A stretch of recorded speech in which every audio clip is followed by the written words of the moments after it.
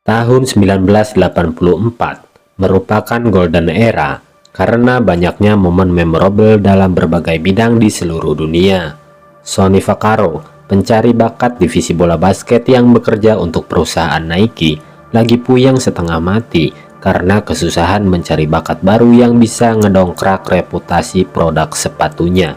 Sebagai garda terdepan brand sepatu olahraga, Sonny selalu dituntut jeli untuk memilih atlet mana yang punya potensi besar sebagai brand ambasador. Peta persaingan sepatu bola basket dunia saat itu masih dikuasai Converse dengan 54%, Adidas 29%, dan Nike cuma kebagian 17%. Howard White, kepala divisi bola basket sepatu Nike, menjelaskan bahwa saat itu Adidas bisa digemari para remaja Amerika karena banyak dipakai para rapper hits, sedangkan Converse sudah dikenal sebagai sepatunya para legend bola basket, apalagi setelah menggait duo rival yang lagi panas-panasnya saat itu. Larry Bird dan Magic Johnson adalah ambasador merek sepatu tersebut. Sedangkan Nike saat itu masih beridentitas sebagai sepatu jogging, dan itu bukan hal yang menguntungkan, karena sosok pelari dinilai kurang ikonik untuk dijadikan idola bocah remaja. Memang secara keseluruhan, di perusahaan Nike sendiri, divisi bola basket adalah penyumbang paling kecil dalam urusan penarik cuan, kalah jauh dengan sepatu lari. Kemudian diadakanlah rapat divisi marketing di bawah pimpinan Rob Stresser untuk menentukan rookie NBA mana lagi yang akan mereka dekati.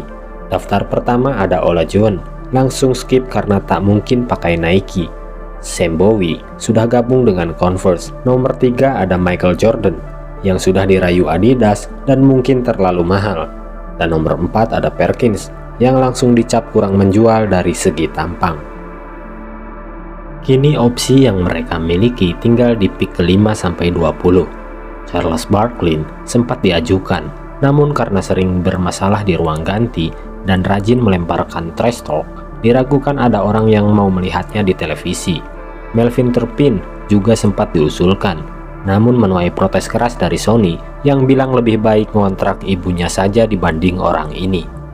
Ujungnya meeting itu hanyalah jadi debat kusir yang gak ada hasil. Stresser pergi meninggalkan ruangan yang kemudian disusul Sonny.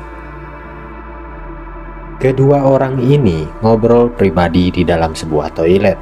Kepada wakil presiden marketing itu, Sonny mengajukan satu nama, yaitu Michael Jordan. Rob Stresser langsung menolak karena Jordan pasti sangat mahal. Dia malas bersaing dengan Adidas, apalagi mengingat anggaran Nike cuma $250.000. Itu pun untuk biaya 3 pemain. Sonny menuju ruangan Phil Knight, CEO perusahaan Nike, untuk memastikan anggaran $250.000 tersebut. Phil langsung ngegas ditanyai hal itu. Dia bilang bahwa sudah untung dikasih anggaran segitu. Tadinya divisi basket mau ditutup saja karena nggak menghasilkan dan cuma buang-buang duit. Sonny malah ngelunjak minta anggaran dinaikkan 2 kali lipat karena Sonny tahu berapa keuntungan Nike dari penjualan sepatu lari. Phil harusnya nggak pilih kasih sama divisi basket. Phil menerangkan bahwa orang pakai sepatu basket cuma saat dia bermain basket, sementara sepatu lari bisa dipakai untuk pergi ke minimarket sekalipun. Namun Sonny percaya bahwa basket adalah olahraga masa depan. Phil pun mengakhirinya dengan tak mau tahu. Sonny kemudian melanjutkan surveinya dengan menonton beberapa video, bahkan mengamati sosok-sosok ambasador produk sereal dan sebagainya. Suatu malam di rumahnya, Sonny menonton 2 tayangan sekaligus. Yang pertama adalah iklan raket tenis merek Head yang menampilkan Arthur Ashe Jr. sebagai ambasadornya. Perusahaan raket itu menyesuaikan produknya dengan karakter bermain si atlet yang dikontraknya. Di sampingnya ada video Michael Jordan saat melakukan 3-point penting bagi North Carolina. Sonny bahkan terus mereplay video itu hingga beberapa kali. Besok harinya, Sonny dengan semangat datang ke ruangan Rob Stresser ingin menunjukkan apa yang dilihatnya tadi malam. Tapi Rob kelihatan biasa aja. Sonny kemudian menjelaskan dari perspektif berbeda bahwa pada momen krusial itu bola tidak dioper pada James Worthy, pemain senior di sana, tapi mempercayakannya pada Jordan, yang merupakan rookie berusia 18 tahun. Itu artinya, pelatih klub melihat Jordan sanggup memikul beban seberat itu di detik-detik akhir. Sonny semakin yakin untuk merekrut Jordan, karena dia melihat pemain ini akan sangat bersinar ke depannya. Apapun caranya, cukup Jordan seorang tanpa merekrut 3 pemain mediocre. Usulan ini kembali ditolak, karena Rob nggak mau ambil resiko dengan $250.000 untuk 1 orang pemain. Anggaran itu tetap harus cukup untuk merekrut 3 pemain. Lagian dana segitu, pasti Adidas pun mampu menyainginya. Akhirnya Jordan gak dapet, 3 pemain inceran juga keburu diambil brand lain. Nike akhirnya nggak kebagian apa-apa.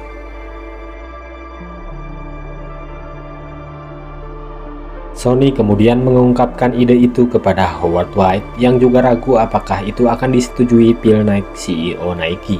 Sonny nggak terlalu khawatir. Yang ia pikirkan sekarang adalah bagaimana caranya ia merayu Jordan yang terang-terangan bilang bahwa dia pecinta Adidas. Howard juga mengingatkan sebelum berurusan langsung dengan Jordan, Sonny harus menghadapi agennya lebih dulu. Sonny kemudian menelpon David Fox, agen Michael, untuk minta jadwal meeting. David to the point bahwa itu hal mustahil. Jordan yang bilang sendiri dia nggak akan mau meeting dengan orang Nike, pemain kelas A, nggak level pakai brand sepatu kelas 3 di bawah Converse dan Adidas.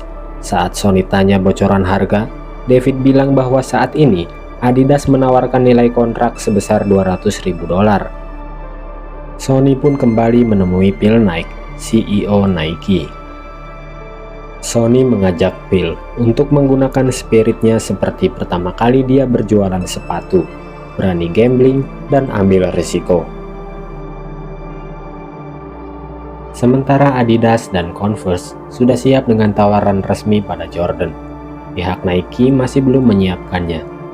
Phil ingin dilakukan meeting dulu dengan Jordan sebelum Nike membuat tawaran resmi, yang justru berkebalikan dengan David Fox yang bilang Jordan hanya melakukan meeting jika sudah ada tawaran resmi.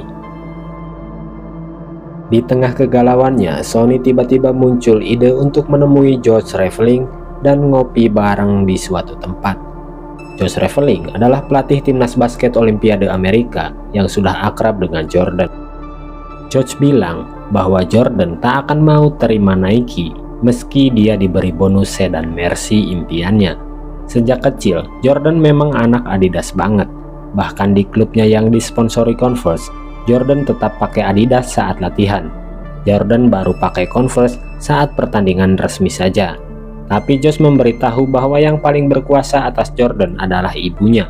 Sonny pun muncul ide lagi yang cukup nyeleneh untuk melewati agen dan langsung saja bicara pada keluarga Jordan. Walaupun resikonya ia bisa dipecat jika lakukan cara kurang etis tersebut.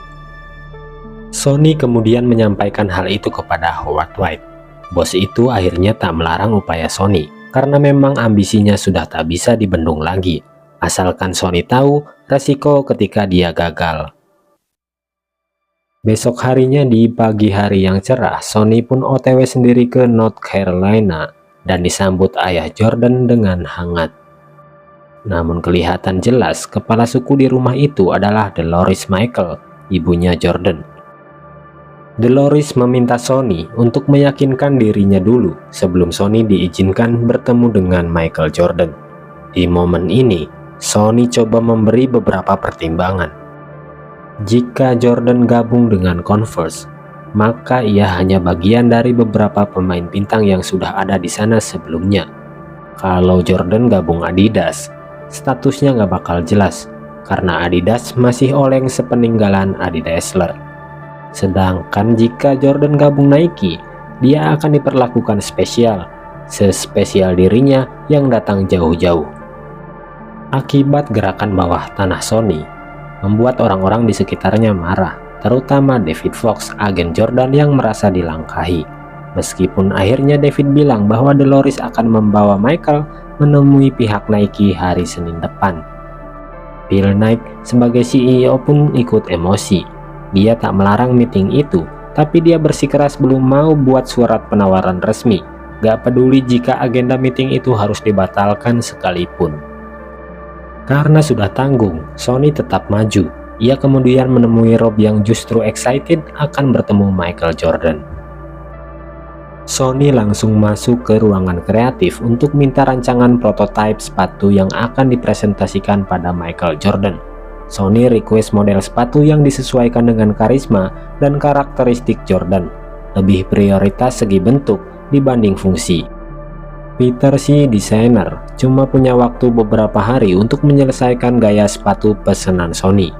Di sisi lain, pihak Jordan melakukan meeting dengan calon sponsor pertama, yaitu perusahaan Converse.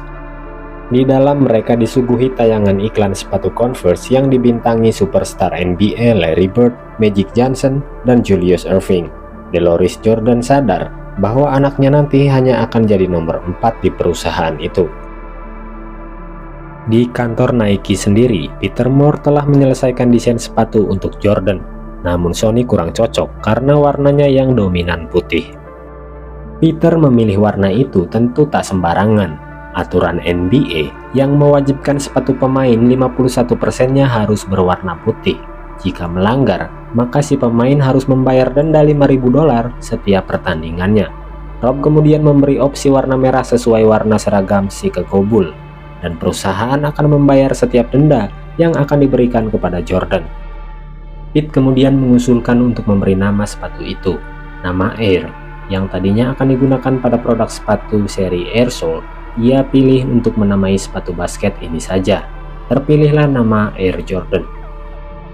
3 serangkai ini bela-belain nginep begadang di kantor, habisin waktu weekend untuk menyiapkan bahan presentasi yang akan disodorkan pada pihak Jordan hari Senin besok. Lama berbincang, Peter pun datang memberitahu bahwa desain sepatunya sudah selesai, mahakarya indah yang akan abadi hingga saat ini. Pada hari yang sama, keluarga Jordan juga sedang meeting yang kedua, di mana sekarang mereka mendatangi kantor Adidas Jerman. Mereka diperlihatkan contoh-contoh sepatu yang akan dipakai oleh Michael Jordan. Tapi DeLoris kelihatan agak kurang puas dengan desain sepatu yang diberikan. Terlebih di kantor itu seperti nggak kelihatan satu orang utama yang memegang keputusan, persis yang dikatakan Sony sebelumnya. Beralih lagi ke kantor Nike di hari berikutnya. Phil menyempatkan mampir dan melihat timnya kelelahan setelah begadang semalaman. Tanpa banyak kata, Phil menanyakan nama tipe sepatunya. Sony menyebut nama Air Jordan sesuai saran Peter tadi malam. Walaupun Phil agak ragu dengan nama tersebut, namun akhirnya Phil kasih persetujuan untuk meeting besok hari. So malam Seninnya, 4 orang ini mulai sibuk menyiapkan surat penawaran dan briefing strategi marketing yang akan dilakukan ketika besok bertemu keluarga Jordan. Meeting ini berjalan serius tak seperti biasanya dan menghasilkan semangat kekompakan yang belum pernah terjadi sebelumnya. Hari Senin pagi, keluarga Jordan akhirnya tiba juga di Origin Hill, alamat kantor Nike, lengkap bersama Michael yang juga ikut hadir. DeLoris bilang bahwa Mike sebetulnya malas datang, tapi dia memaksanya. Sebelum meeting, Michael memang terlihat kurang antusias gitu. Beruntung Nike punya Howard White yang seorang kulit hitam. Terbukti dia bisa mencairkan suasana saat itu. Atensi Jordan mulai bisa ditarik setelah ia diperlihatkan prototipe sepatu yang sudah disiapkan. Air Jordan pertama dominan warna merah yang identik dengan jersey Chicago Bulls. Soal aturan warna sepatu yang ditetapkan NBA, Sony dan Strasser siap menanggung seluruh denda yang diberikan. Phil menyusul masuk belakangan, yang memang sudah disetting agar dia kelihatan si paling sibuk, tapi berusaha nyuri waktu demi menghadiri pertemuan bersejarah ini. Rob Strasser kemudian menyampaikan presentasi tentang rencana publikasi dari media cetak dan tayangan video yang justru dibilang Sony membosankan. Tiba-tiba Sony menghentikan presentasi itu yang bikin semua tim lain deg-degan. Sony langsung saja menatap mata Jordan dan melontarkan kata-kata inspiratif yang akan menggugah pikiran Michael beserta keluarga. Sony bilang, kontrak dengan Converse, Adidas atau brand manapun, Jordan pasti akan mendapatkan uang dan spotlight media. Tapi yang belum tentu didapatkannya adalah sebuah keabadian. Sepatu hanyalah sepatu, tapi siapa yang memakai sepatu itu? Pastinya semua orang di lingkaran itu semua akan terlupakan jika masa mereka sudah lewat, namun tidak dengan nama Michael Jordan. Dengan label Air Jordan, Nike punya misi untuk membawa nama Michael abadi sepanjang masa. Marketing speech Sony ngena di hati keluarga Jordan hingga tanpa banyak kata mereka membawa surat itu dan meminta pihak Nike menunggu kabar selanjutnya. Tim Nike telah melihat sinyal itu sebagai tanda keberhasilan mereka menyihir pikiran Michael untuk move on dari Adidas. Hari berikutnya menjadi hari yang akan terasa sangat lama bagi Sony dan kawan-kawan. Momen-momen mendebarkan menunggu kabar dari pihak Michael. Sony terus saja tak bisa jauh dari teleponnya. Hingga beberapa hari berjalan, datanglah telepon itu. Namun ternyata bukan dari pihak manajemen Jordan, melainkan Howard White yang ngasih bocoran bahwa pihak Adidas telah menaikkan tawaran resminya dengan nilai yang sama dengan Nike, ditambah bonus mobil Mercy 380 SL. Sony yang mendengar kabar itu serasa ingin minum soklin saja saat itu juga. Mengingat dana cuma segitu-gitunya, pasti nggak bakal sanggup menyaingi Adidas. Sony langsung membayangkan mungkin hari ini dia terakhir bekerja sebelum divisi basket benar-benar digulung tikarkan. Namun tak lama kemudian, telepon di samping Sony berdering kembali. Yang tak disangka itu dari Dolores, emaknya Michael Jordan. Mulai detik ini, Dolores yang memegang kuasa penuh atas segala keputusan Michael. Dolores bilang bahwa ia tidak menyetujui permintaan Adidas ataupun Converse, tapi ia memutuskan bergabung dengan pihak Nike. Dia akan menerima tawaran $250.000 pihak Nike berikut bonus sedan Mercy. Tapi ada satu syarat tambahan yang mengejutkan Sony. Dolores minta pihak itu merealisasikan ucapan mereka tempo hari, di mana akan membuat nama Jordan abadi. Jadi Dolores menyarankan untuk semua produk sepatu Air Jordan dilabeli nama Jordan, dan pada setiap penjualan Michael harus dapat royalti sekian persen. Sony yang gembira, raut mukanya kembali berubah karena perjanjian semacam itu tak pernah terjadi dalam sejarah kontrak produk dengan atletnya. Dolores pun berjanji bahwa anaknya akan terus berprestasi guna mendongkrak penjualan produk. Kalau Nike yakin memilih Jordan, maka mereka juga harus percaya bahwa Jordan akan selalu berusaha tampil maksimal. Sepatu hanyalah sepatu, tergantung siapa yang memakainya.